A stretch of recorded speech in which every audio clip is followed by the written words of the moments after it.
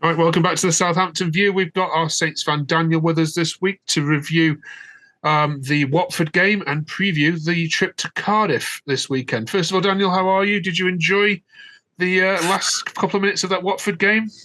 Well, yeah, I got a massive cut on the side of my leg. Let's just say that.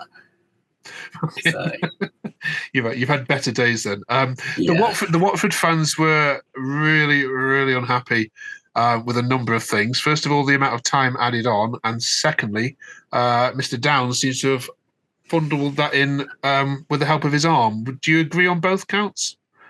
well, I do agree, but I think it's a bit of revenge for what they did to us in the Premier League. I think it was a couple of years ago, and their strikers just punched it past McCarthy. So, and I think they beat us 2-1 that day. All right, fair enough. There are some Southampton fans on Twitter, Daniel, that think that this is not all over yet and the automatics are still on. What's your view on that? I think it's tough. We've got to beat Leicester and Leeds. I think we beat Leicester and Leeds. It's definitely on. We've got 2 games in hand on Leeds and Ipswich, which one being Preston tomorrow night. And then we've got Leicester as our other game in hand, which obviously is going to be a very difficult game.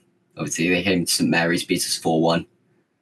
Yeah. But Russell Martin is being linked with the Brighton job as well. Not that there is a Brighton job yet, but there will be a few Premier League managers out of work next summer.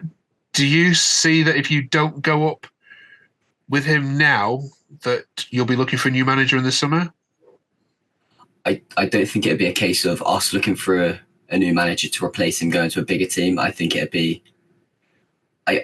I think if we don't go up, we'll give him half a season to see what happens. But I think if there's no improvement, then he'll be given the boot. But I think if he manages in the Premier League next season, it'd be with Southampton.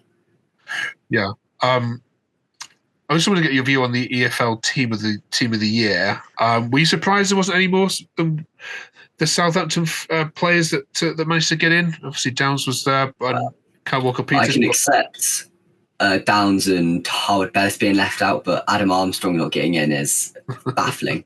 I think he got 32 goal involvements, which obviously Rutter, incredible player. I think he's paid on the range of 40 million.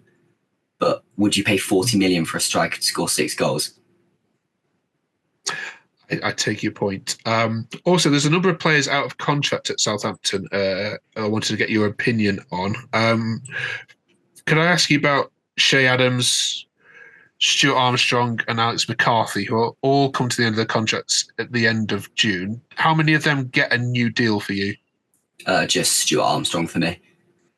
Che has been linked away for the club for way too long. I think we've just got to let him go. There's no point holding him. I mean, obviously links to Wolves in the summer and again in January. McCarthy is third choice now. There's other keepers that we've got out on loan, like Matteo Liz. I think he's at Giuseppe at the moment. It'd be nice to obviously bring him back, push Lumley into that third keeper role, and then obviously have Liz as our number 1, Bazunu as our number 2. Okay. Taylor Howard-Bellis, you can see his market value there is well, on transfer market is 22 million. You got the odds spare 22 million going around to making a permanent signing? I think we do.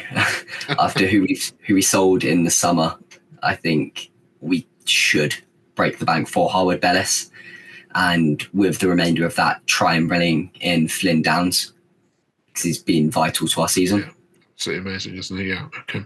All right, let's get some score predictions from you then. You're going to travel to South Wales then to face Cardiff, who have had some up and down results themselves in the last couple of weeks, but they've got nothing to play for. This is a must-win for Southampton. What do you think is going to happen? It's very reliant on what happens tomorrow night. Obviously, we've got Preston at St Mary's. I think if we play full strength tomorrow night and go for a win there, the Cardiff game we're going to struggle in a bit more. But if we save players for the Preston game and just give them a rest, I reckon we can go to Cardiff and score 2 or 3. But I think to put it safe, it's going to be 2-1 Southampton. Okay. All right. Well, good luck against Cardiff. Thank you for joining us as a guest this week on the Southampton View. And if you're a Southampton fan that doesn't yet follow the channel, you know what to do. Please like and subscribe to us. Thank you very much, Daniel. And you can follow Daniel on Twitter in the look in the description below as well. Who always comes up with some really stunning comments. Thank you, Daniel. And thanks again for joining us.